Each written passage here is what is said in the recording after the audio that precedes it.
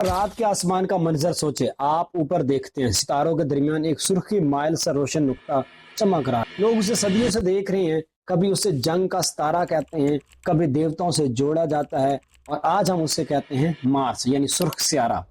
लेकिन सवाल यह है कि क्या ये सिर्फ एक और प्लेनेट है, या इसके अंदर वाकई कोई ऐसी कहानी छुपी है जो हमारी जमीन और हमारी जिंदगी को समझने का अंदाज बदल सकती है। यानी मार्स वो सुर्ख प्लेनेट है जिसे हम नाइट स्काई में अक्सर देखते हैं और जिसे लोग कहते हैं रेड प्लेनेट। कुछ लोग तो इसे इंसानों का फ्यूचर होम भी कहते हैं। सबसे पहले मरीख यानी मार्स का साइज और डिस्टेंस की बात करते हैं।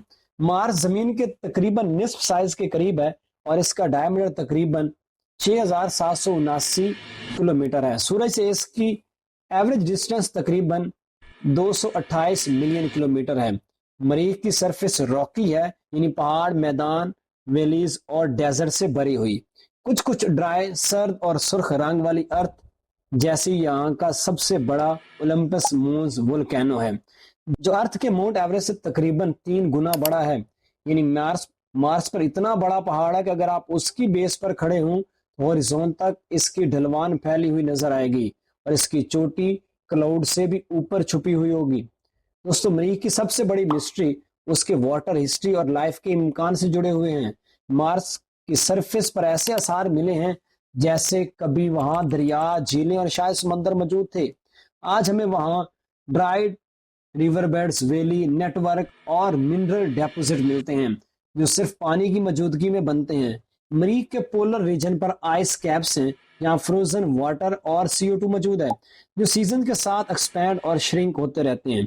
ये सब क्लूज हमें बताते हैं कि माजी में मार्स का क्लाइमेट आज से बहुत मुख्तलिफ रहा होगा, शायद ज्यादा गर्म, ज्यादा मॉइस्ट और जिंदगी के लिए ज्यादा फ्रेंडली। मार्स का एटमॉस्फेयर अर्थ के मुकाबले में तकरीबन 100 गुना थिन है, ज्यादातर कार्बन डाइऑक्साइड पर मुश्तमिल है। इसमें ऑक्सीजन बहुत कम है, इसलिए वहां ह्यूमंस का बगैर प्रोटेक्शन के सरवाइव करना नामुमकिन है। वहां प्रेशर इतना लो है कि लिक्विड वाटर सरफेस पर ज्यादा देर तक स्टेबल नहीं रह सकता, या तो फौरन फ्रीज हो जाएगा या इवेपोरेट। यही चीज मार्स को हार्श भी बनाती है और मिस्टीरियस भी। अब आते हैं मार्स के चंद पजलिंग फीचर पर जो साइंस के लिए बड़े सवाल हैं। पहली चीज है डस्ट स्टॉर्म्स। मार्स पर डस्ट स्टॉर्म्स इतने इंटेंस होते हैं कि बाज का पूरे प्लेनेट को कई वीक्स के लिए ढांप लेते हैं। आसमान सुर्ख, सरफेस धुंधला जाती है और रोवर्स के लिए मुश्किल हो जाती है।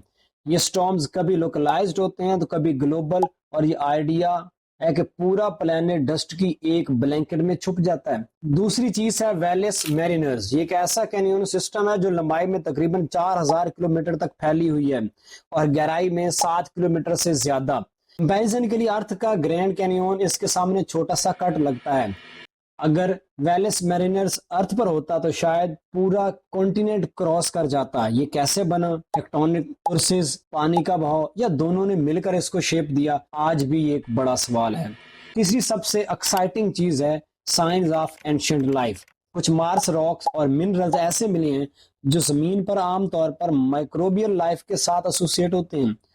कुछ मेटियोराइट्स जो मार्स से आए उनमें से माइक्रोस्कोपिक स्ट्रक्चर पाए गए जिन पर डिबेट रही है कि आया ये वाकई एंशिएंट जिंदगी के फॉसिल्स हो सकते हैं या नहीं। अब तक हमें मार्स के बारे ये क्लियर नहीं हुआ, लेकिन क्लूज इतने स्ट्रॉन्ग हैं कि साइंटिस्ट मार्स को मोस्ट लाइकली कैंडिडेट मानते हैं जहां कभी माजी में लाइफ एग्जिस्ट कर सकती थी। यानी दोस्तों, मरीख का हर छोटा पहाड़, हर क्रेटर पर रॉक सैंपल साइंस के लिए एक पजल पीस है।